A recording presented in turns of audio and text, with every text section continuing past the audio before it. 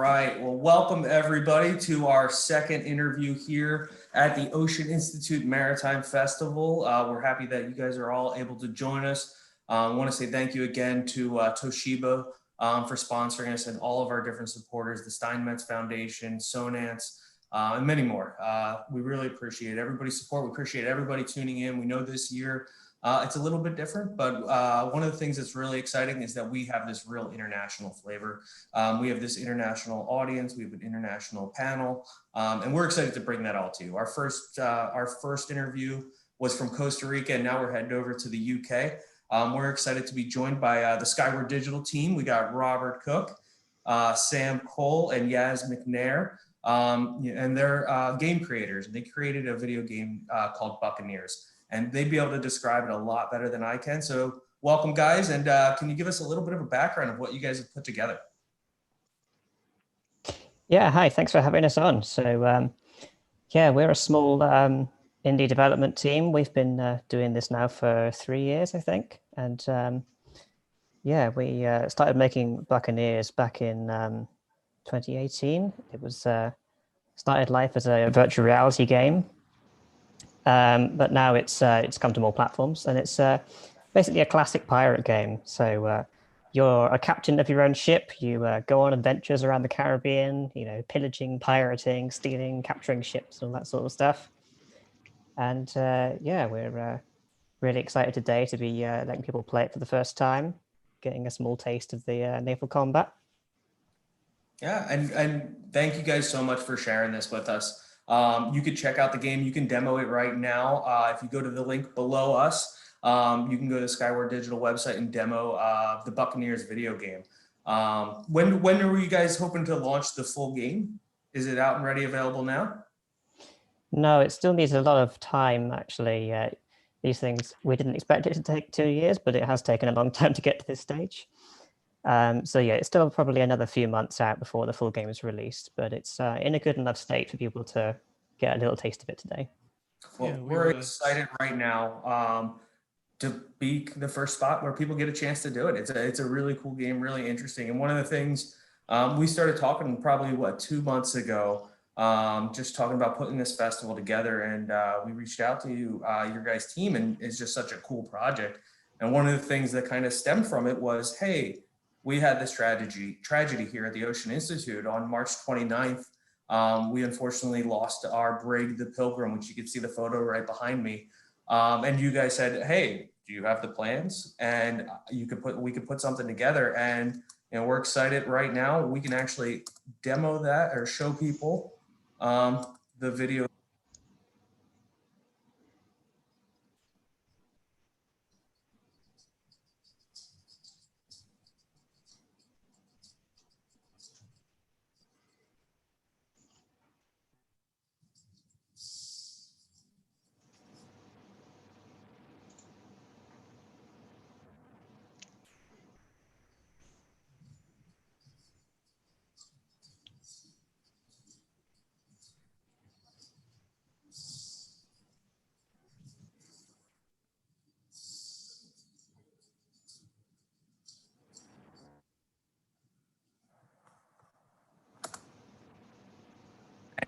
I just think that's so amazing. Oh. Sorry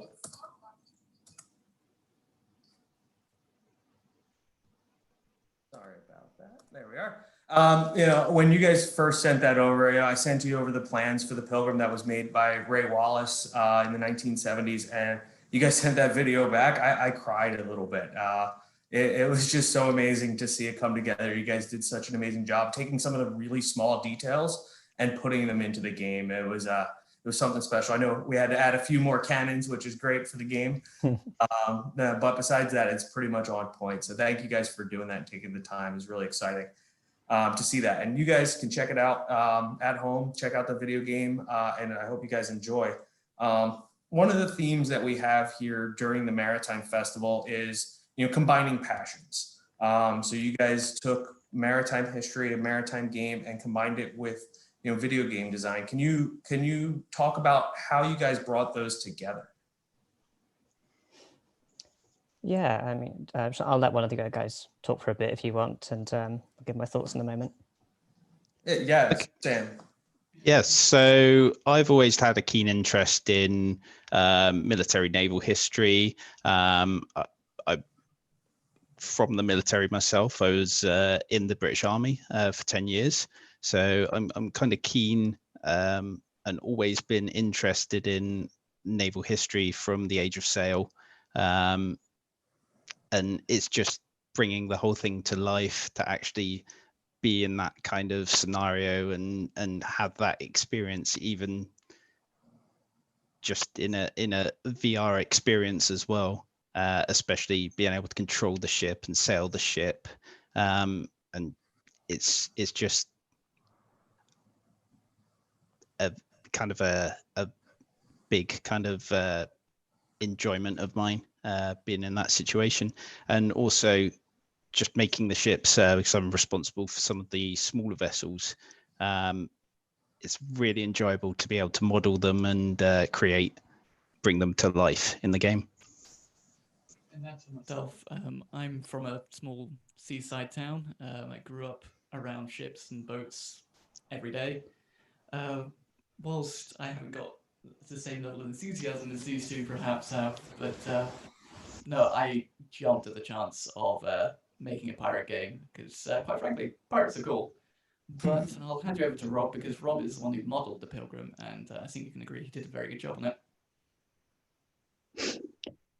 Yeah, so I like Yaz, I suppose I've had an interest in like maritime history for a very long time now, since I was a kid.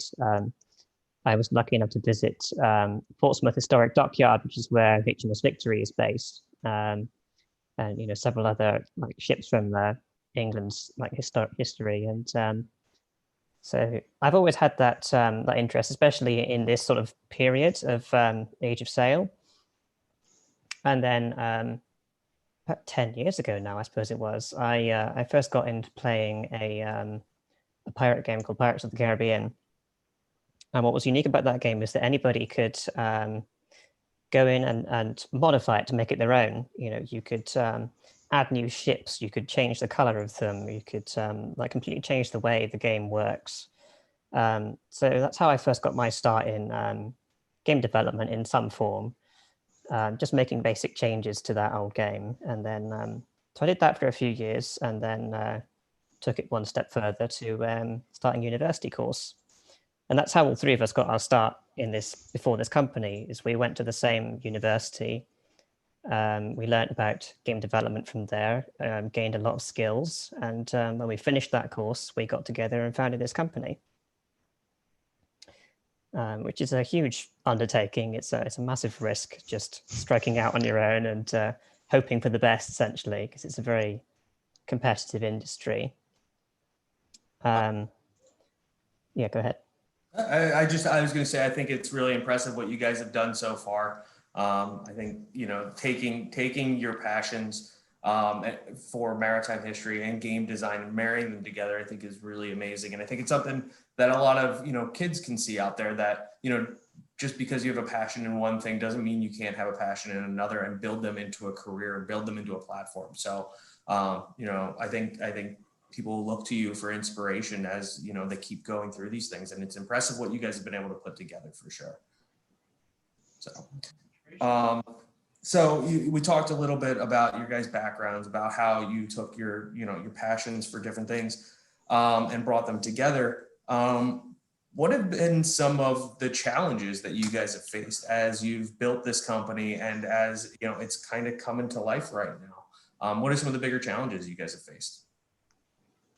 Well, starting any company, of course, is very petrifying.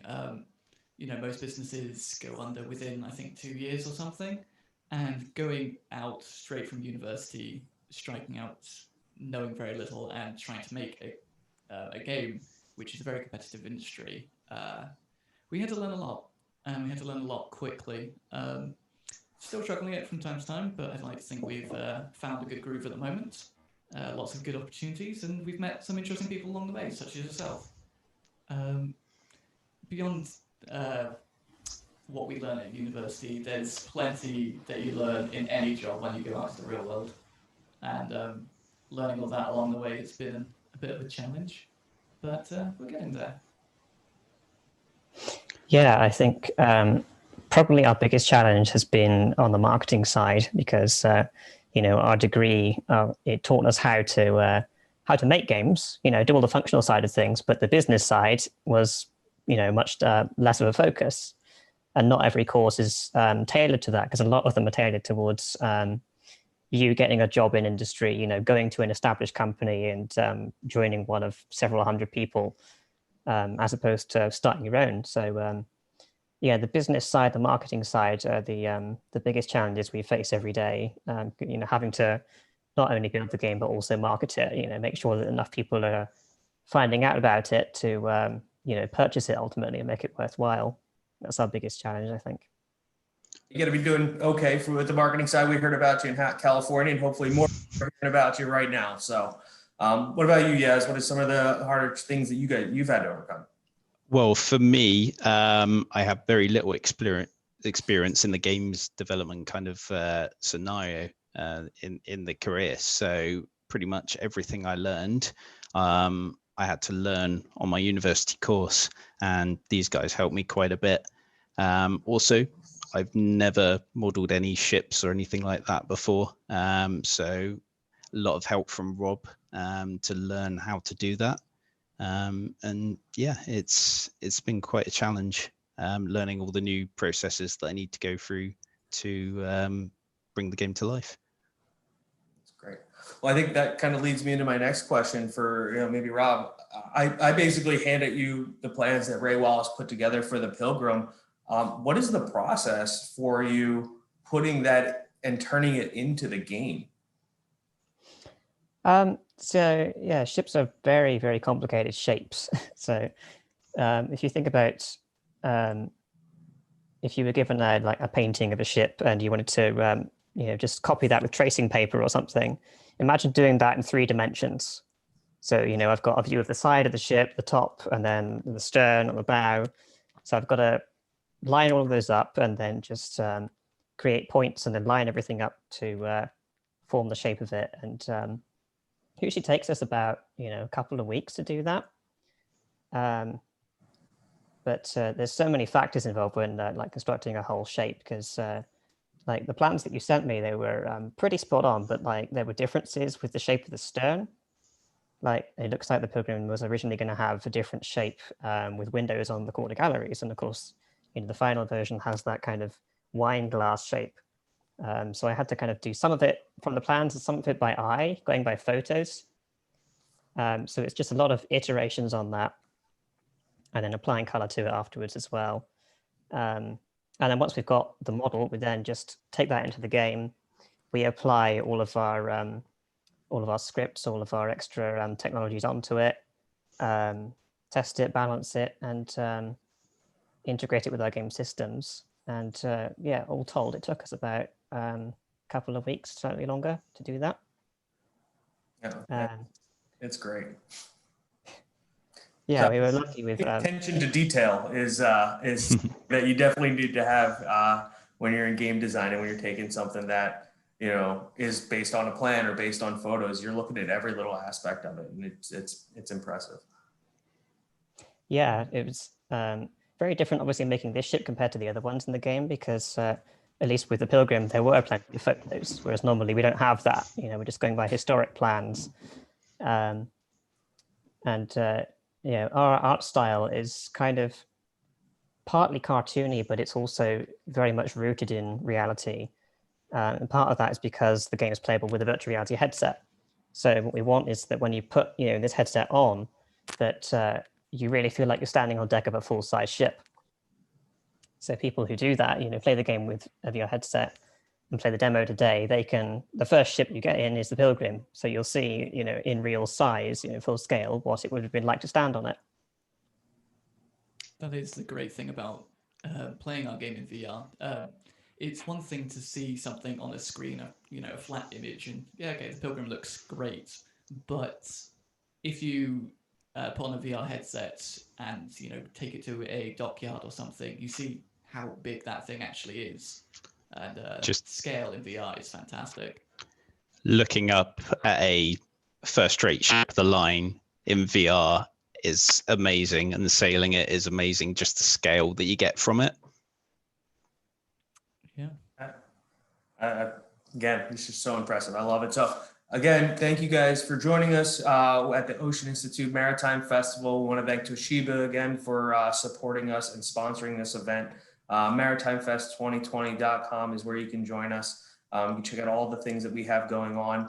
We're here with Skyward, the Skyward Digital team. If people want to learn more about what you guys have coming up and the Buccaneers game beyond just what we're talking about today, where's a good spot they can go and check you out online?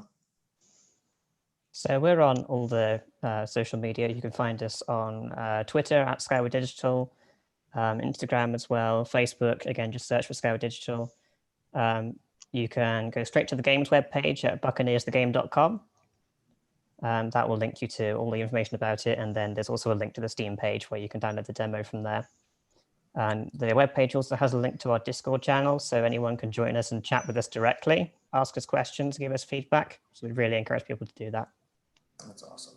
And if any of our guests out there have any questions they want to ask the team here, put them in the chat box on the YouTube live page, and we'll get to them in just a minute.